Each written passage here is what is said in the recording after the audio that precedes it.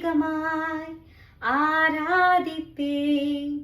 இன்னும் ஆர்வமாய் உம்மை முழு உள்ளத்தோடு ஆராதிப்பேன். முழு பலத்தோடு அன்பு கூறுவேன்.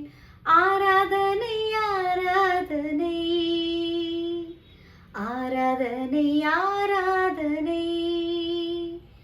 எபினேசரே எபினேசரே, இதுவரையில் உதவி நீரே, இதுவரையில் உதவி நீரே.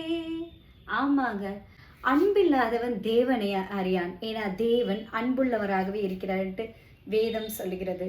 இன்றைக்கு நான் உங்களுக்கு ஒரு நற்செய்தியை சொல்றேன். உங்க மேல தேவன் அன்புள்ளவரா இருக்காரு. நான் இந்த கஷ்டப்படுறேன், நான் இதை பார்த்துட்டு இருக்கேன், எனக்கு இவ்வளோ ஃபினான்ஷியல் ப்ராப்ளம்ஸ் இருக்கு, தேவன் என்னை நேசிக்கிறாரா? ஆமா, தேவன் உங்களை ரொம்ப நேசிக்கிறாரு. அவர் உங்க மேல அன்புள்ளவரா இருக்காரு.